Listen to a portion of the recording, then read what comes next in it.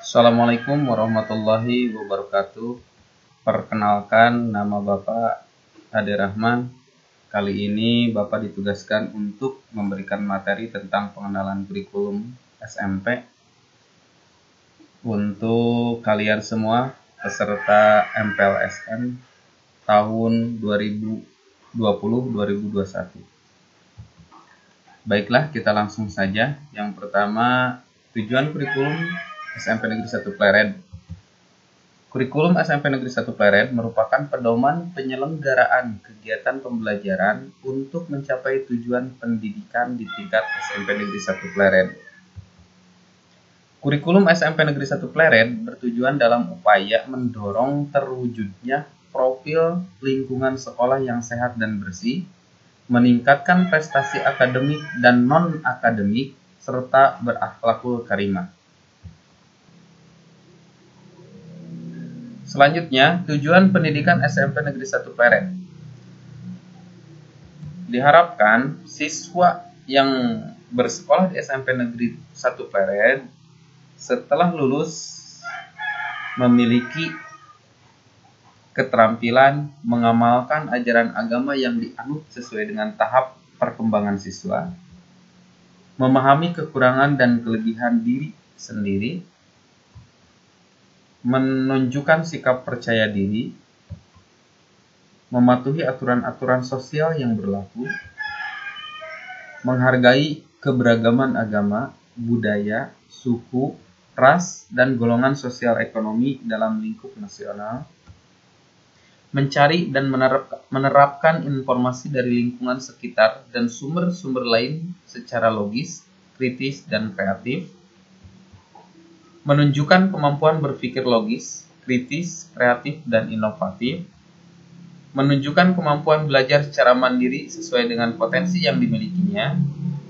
menunjukkan kemampuan memecahkan masalah dalam kehidupan sehari-hari, mendeskripsikan gejala alam dan sosial, memanfaatkan lingkungan secara bertanggung jawab. Kemudian selanjutnya menerapkan nilai-nilai kebersamaan dalam kehidupan bermasyarakat, berbangsa, dan bernegara demi terwujudnya persatuan dalam Negara Kesatuan Republik Indonesia.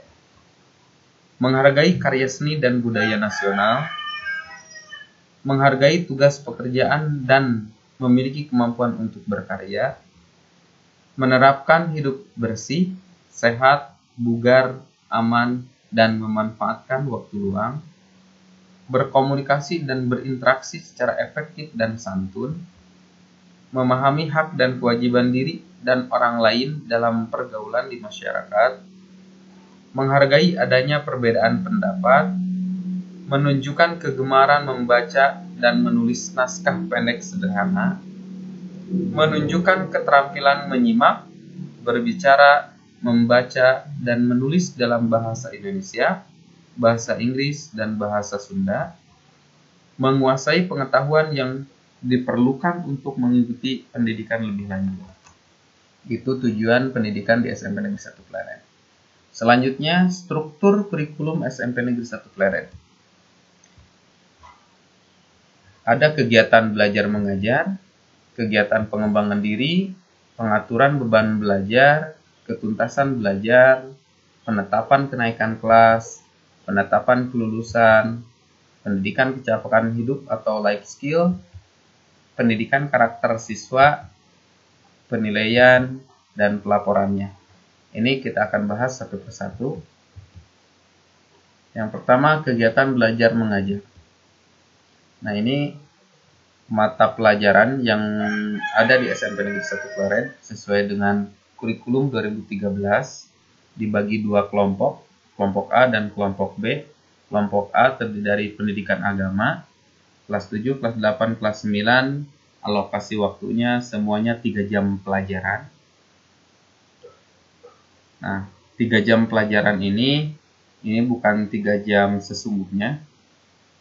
Jam pelajaran itu sama dengan 40 menit.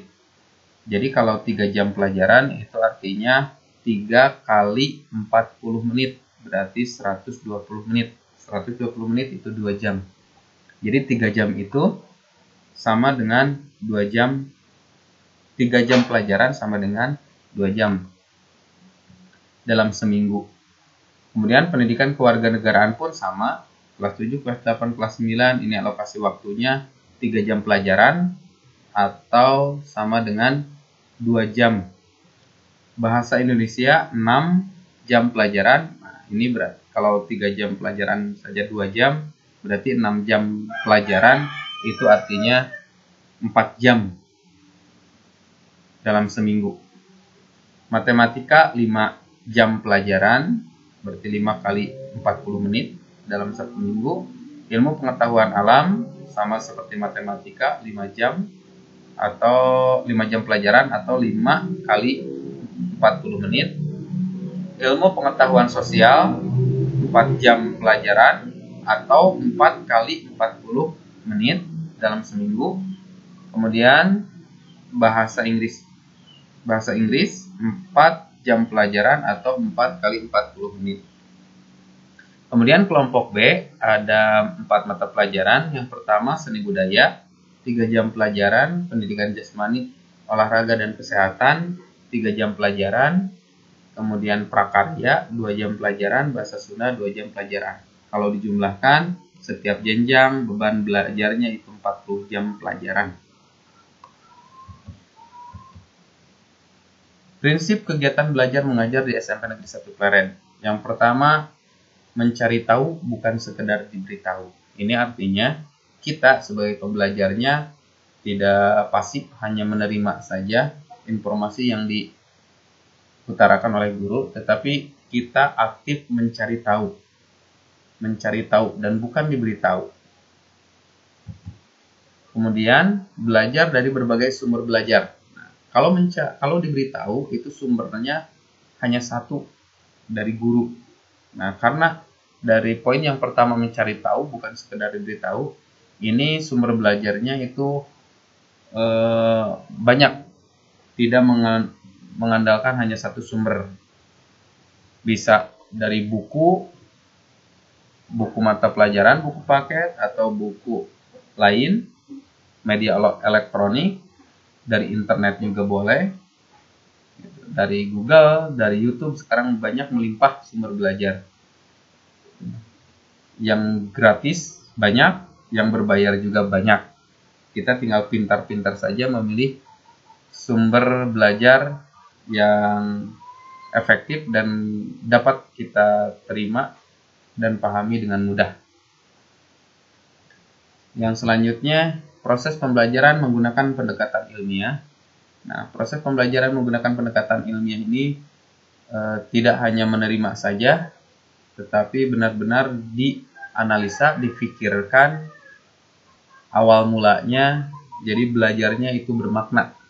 Bukan hanya menghafal saja tanpa tahu maknanya apa. Jadi proses pembelajarannya itu harus menggunakan pendekatan ilmiah. Nanti langkah-langkah pendekatan ilmiah itu di proses pembelajaran biasanya ditandai dengan adanya pengamatan, mengumpulkan data, kemudian bertanya, kemudian menganalisa, dan selanjutnya menyimpulkan. Selanjutnya, pembelajaran yang menekankan pada jawaban divergen yang memiliki kebenaran multidimensi. Nah, ini tidak, kalau di matematika sekarang pertanyaannya enggak hanya sekedar 2 tambah 2, itu jawabannya hanya tunggal yang benarnya.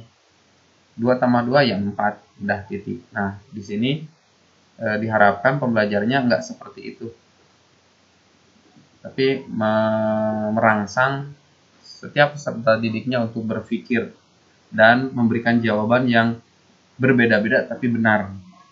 Nah, kok bisa? Bisa. Selanjutnya, pembelajaran berbasis keterampilan aplikatif. Kemudian, meningkatkan keseimbangan, kesinambungan, dan keterkaitan antara hard skill dan soft skill. Hard skill itu pengetahuan, keterampilan nyata. Soft skill itu lebih cenderung ke karakter atau sikap. Pembelajaran yang mengutamakan pembudayaan dan pemberdayaan peserta didik sebagai pembelajar sepanjang hayat, pembelajaran yang menerapkan nilai-nilai dengan memberi keteladanan, membangun kemauan, dan mengembangkan kreativitas, pemanfaatan teknologi informasi dan komunikasi untuk meningkatkan efisiensi dan efektivitas pembelajaran. Itu prinsip-prinsip pembelajaran di SMP Negeri 1 Pleren. Selanjutnya, kegiatan pengembangan diri. Pengembangan diri merupakan kegiatan pendidikan di luar mata pelajaran sebagai bagian integral dari kurikulum SMP Negeri 1 Pleren. Kegiatan pengembangan diri adalah kegiatan yang bertujuan memberikan kesempatan kepada peserta didik untuk mengembangkan dan mengekspresikan diri sesuai dengan kebutuhan bakat minat setiap peserta didik. Nah, jenis-jenis pengembangan diri yang ada di SMP Negeri 1 Pleren itu pramuka, itu wajib karena eskul wajibnya. Kemudian ada paskibra, PMR, paduan suara, drum band, degung, futsal atau sepak bola, bola voli, badminton, catur, dan lain sebagainya. Pengaturan beban belajar. Beban belajar pada kelas 7, kelas 8, kelas 9 adalah 40 jam pelajaran per minggu seperti yang sudah dibahas sebelumnya. Kemudian, alokasi untuk penugasan terkait dengan mata pelajaran yang diajarkan di kelas adalah maksimal 50% dari waktu kegiatan tatap muka. Contohnya tadi, tatap mukanya untuk pendidikan agama Islam itu 3 jam pelajaran atau setara dengan 2 jam. Maka, guru PAI atau pendidikan agama Islam jika memberikan tugas itu pasti sudah distandarisasi agar bisa dikerjakan hanya dengan setengah dari 3 jam pelajaran tadi, yaitu 1 jam. Tidak boleh melebihi setengahnya. Ini maksud alokasi untuk penugasan terkait dengan mata pelajaran yang diajarkan di kelas adalah maksimal 50% dari waktu kegiatan tatap muka. Dan ini 50% itu per minggu. Jadi PAI per minggunya kalau memberikan tugas itu tidak boleh lebih dari 1 jam. Jadi soal-soalnya harus diprediksi oleh kalian siswa bisa dikerjakan dalam waktu 1 jam. Matematika karena beban belajarnya 5 jam pelajaran, berarti tuh penugasannya maksimal bisa dikerjakan dalam waktu 2,5 jam pelajaran. Selanjutnya, ketuntasan belajar. Ketuntasan setiap mata pelajaran disesuaikan dengan kompleksitas sarana dan prasarana pendukung dan intens siswa. Ini ketuntasan belajar itu batas minimal nilai yang kita kategorikan nanti kalian tercapai pembelajarannya. Nah, batas nilai ini ditentukan dari 3 hal. Ada kompleksitas materi, kekomplekan materi, susah-sukarnya materi, kemudian sarana dan prasarana pendukung, dan intens siswa. Selanjutnya, adapun kriteria ketuntasan minimal, kita singkat dengan KKM, ini ketuntasan belajar. Nah, setiap mata pelajaran ditetapkan sebagai berikut. Ini yang tahun pelajaran 2019-2020 ya. Nah ini, karena saya sampai saat ini belum mengetahui KKM untuk mata pelajaran sekarang. Bisa jadi ada yang berubah. Untuk PAI, ini 75, 75, 75, kelas 7, kelas 8, kelas 9. Dan ini dominan semuanya 75, kecuali ini matematika, kelas 7, 75, kelas 8, 76. Nah ini untuk kelas 9, KKM-nya 77. Jadi nanti nilai rapot kalian kalau seandainya di bawah KKM ini, berarti kita kategorikan tidak tercapai atau belum tuntas. Kita lanjutkan penetapan kenaikan kelas. Siswa bisa dikatakan atau bisa naik kelas jika siswa telah mengikuti proses pembelajaran selama 2 semester pada setiap tingkat kelas. Nah, jika sudah melampaui 1 tahun atau 2 semester, baru bisa berhak siswa tersebut untuk naik kelas atau tidak. Kemudian, jika nilai peserta didik yang tidak tuntas tidak lebih dari 4 mata pelajaran. Nah, jika seandainya ada 4 mata pelajaran yang di bawah KKM, itu jelas ini kita pastikan tidak naik kelas. Kecuali yang tidak tuntasnya atau nilai yang di bawah KKM-nya itu kurang dari 4 mata pelajaran. Kalau 3 itu masih bisa untuk dinaikkan. Kalau sudah 4 mata pelajaran kurang dari KKM, itu sudah jelas tidak akan naik kelas. Selanjutnya, jika kehadiran dalam 1 tahun lebih dari atau sama dengan 85%. Nah, kalian hadir, ikut belajar, tatap muka, nggak boleh kurang dari 85%. Kalau kurang dari 85%, maka kalian tidak akan bisa naik kelas. Contohnya, kalau seandainya dalam 1 tahun ini ada 100 hari pergi ke sekolah. Nah, maka kalian tidak boleh bolos sebanyak lebih dari 15 hari. Kalau 15 hari, totalnya 100 berarti 85 ini masih bisa naik. Tapi kalau lebih dari 15 hari bolosnya, entah sakit, entah izin, nah itu sudah berbenturan dengan kriteria kenaikan kelas ini. Jadi paling tidak kalau ingin naik kelas, kehadirannya kalau seandainya dari 100 hari hari efektif, kalian 85 harinya itu sekolah. Berperilaku minimal baik. Nah, ini sikap, nanti ada penilaian sikapnya, kemudian dikategorikan, ada kurang, ada cukup, ada baik, ada sangat baik. Kalau seandainya dengan penilaian guru-guru di sini kalian dikategorikan memiliki perilaku sikapnya cukup, sudah tidak akan bisa naik kelas karena minimal nilainya baik. Nah, jadi ada dua kemungkinan kalau ingin naik kelas, kalian nilai sikapnya sangat baik dan baik. Selebihnya cukup atau bahkan kurang, penilaiannya itu tidak akan naik kelas. Kemudian, penetapan kelulusan ini untuk kelas 9. Menyelesaikan seluruh program pembelajaran. Nah, ini artinya yang bisa lulus itu kalau sudah melalui kelas 7, kelas 8, kelas 9. Kalau hanya kelas 7 saja, kelas 8, kelas 9-nya belum, itu tidak akan bisa lulus.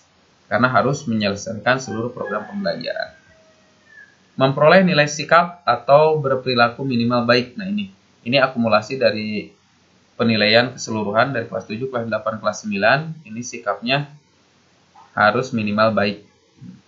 Syukur-syukur penilaian sikapnya sangat baik. Kemudian lulus ujian sekolah berstandar nasional atau lulus ujian sekolah. Kemudian mengikuti ujian nasional. Nah, ini hanya mengikuti saja, nilainya mau kecil mau besar itu tidak berpengaruh. Yang jelas kalian mengikuti ujian saja. Kelulusan peserta didik dari satuan pendidikan ditetapkan oleh satuan pendidikan melalui rapat dewan guru berdasarkan kriteria kelulusan sebagaimana dimaksud. Nah, jadi dari keempat kriteria ini itu dirapatkan oleh dewan guru berhak lulus atau tidaknya. Kemudian pendidikan kecakapan hidup atau life skill. Kecakapan hidup adalah kecakapan yang dimiliki seseorang untuk berani menghadapi problema hidup dan kehidupan dengan wajar tanpa merasa tertekan Kemudian secara proaktif dan kreatif mencari serta menemukan solusi sehingga akhirnya mengatasinya. Ini yang disebut dengan kecakapan hidup. Nah, kecakapan hidup dibagi 4. Ada kecakapan personal. Ini beriman kepada Tuhan Yang Maha Esa, berakhlak mulia, berpikir rasional, memahami diri sendiri, percaya diri, bertanggung jawab, menghargai, dan menilai diri. Kecakapan sosial. Kecakapan bekerja sama, menunjukkan tanggung jawab sosial, mengendalikan emosi, berinteraksi dalam budaya lokal dan global, berinteraksi dalam masyarakat, meningkatkan potensi fisik, membudayakan sikap sportif, membudayakan sikap disiplin, membudayakan sikap hidup sehat. Ini kecakapan sosial. Kemudian kita lanjut, ini lanjutannya, kecakapan akademik. Nah, kecakapan akademik menguasai pengetahuan, menggunakan metode dan penelitian ilmiah, bersikap ilmiah, mengembangkan kapasitas sosial untuk belajar sepanjang hayat, mengembangkan berpikir strategis, berkomunikasi secara ilmiah, memperoleh kompetensi lanjut akan ilmu pengetahuan dan teknologi, membudayakan berpikir ilmiah, membudayakan berpikir kreatif, membudayakan berpikir dan berperilaku ilmiah secara mandiri, menggunakan teknologi, menggunakan pengetahuan dan nilai-nilai untuk mengambil keputusan yang tepat. Kecakapan vokasional. Kecakapan vokasional ini keterampilan yang berkaitan dengan kejuruan. Misalkan keterampilan menguasai TIK, teknologi informasi dan komunikasi, keterampilan merangkai alat. Selanjutnya kita ke pendidikan karakter siswa. Nah, pendidikan karakter siswa ada gerakan literasi sekolah. Ini membudayakan karakter untuk membaca buku, membaca alam. Nah, arti membaca ini sangat luas sekali. Nah, di SMP Negeri 1 Pleret kita sudah melaksanakan gerakan literasi sekolah, dan kalian pun saya yakin ketika di SD sudah mendengar gerakan literasi sekolah dengan pembiasaan membaca buku yang kalian sukai terlebih dahulu supaya kalian nantinya terbiasa untuk membaca. Jadi pertama-tama kalian baca dulu topik-topik yang kalian sukai, sehingga dengan topik-topik yang kalian sukai, kalian ada motivasi untuk membaca. Setelah itu menjadi kebiasaan, maka bergeser ke buku-buku yang lainnya dengan topik-topik yang lain, seperti buku mata pelajaran. Nah, kalian yang belum terbiasa membaca, saya yakin ketika kalian membaca buku pelajaran, baru 5 menit sudah mengantuk, itu tandanya kalian belum terbiasa membaca. Jadi silakan dari sekarang biasakan untuk membaca. Pembiasaan. Nah, di SMP Negeri 1 Pleret ini ada pembiasaan. Pagi-pagi ini membaca Al-Quran, sholat duha, ini pembiasaan. Kemudian menyanyikan lagu wajib nasional. Ini pembiasaan menumbuhkan karakter. Ya, ada karakter spiritual, patriotik, dan lain sebagainya. Kemudian kegiatan peringatan Hari Besar Islam. Nah, ini dalam rangka peringatan Hari Besar Islam, Muharraman, kemudian Isra Miraj dan lain sebagainya. Ini kita biasanya diperingati, tujuannya untuk menumbuhkan karakter spiritual. Kegiatan peringatan Hari Besar Nasional juga ini tujuannya untuk menumbuhkan karakter patriotik, cinta tanah air. Selanjutnya, penilaian. Penilaian terdiri dari 3 ranah. Ada penilaian sikap, nah ini sikap spiritual, sikap sosial. Nah ini guru-guru nanti yang masuk yaitu akan memberikan nilai spiritual dan sikap sosial. Sikap spiritual itu ada indikator-indikatornya. Ketika kalian sudah terbiasa, ketika mau bertanya atau mau berbicara itu diawali dengan salam, kemudian sebelum belajar berdoa. Itu indikator-indikator sikap spiritual. Kemudian kalian mau memulai sesuatu selalu mengatakan bismillah, dan setelahnya alhamdulillah, itu juga sikap spiritual. Kalau sikap sosial itu kalau kalian bertanggung jawab, disiplin, nah itu sikap sosial. Mengerjakan tugas rapi, disiplin, tepat waktu, itu sikap sosial. Kemudian penilaian pengetahuan. Penilaian pengetahuan ini diperoleh dari nanti tes harian, ulangan, kemudian tes tengah semester, ujian tengah semester, ada penilaian akhir semester juga. Kemudian penilaian keterampilan. Nah ini indikatornya ketika kalian dengan ilmu pengetahuan yang ada, kalian sudah bisa memanfaatkannya untuk memecahkan permasalahan kehidupan sehari-hari, itu masuknya ke keterampilan. Kemudian untuk pelaporannya, nah ini pelaporannya ini sesuai dengan penilaian. Kalian akan dapatkan di dalam pelaporan itu. Nah ini pelaporan hasil belajar dilakukan 2 kali setiap semester, yaitu pada saat tengah semester. Ini juga ada pelaporan di SMP Negeri 1 Pleret. Kita istilahkan itu rapotnya adalah rapot bayangan. Dan di akhir semester, nah ini akhir semester ini rapot sesungguhnya.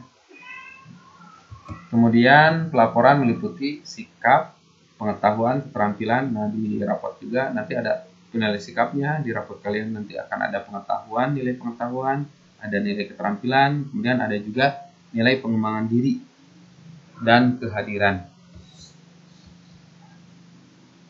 Nah, itu saja yang bisa Bapak sampaikan mengenai kurikulum di SMP Negeri 1 Pleret. Terima kasih. Billahi taufiq wal hidayah. Wassalamualaikum warahmatullahi wabarakatuh.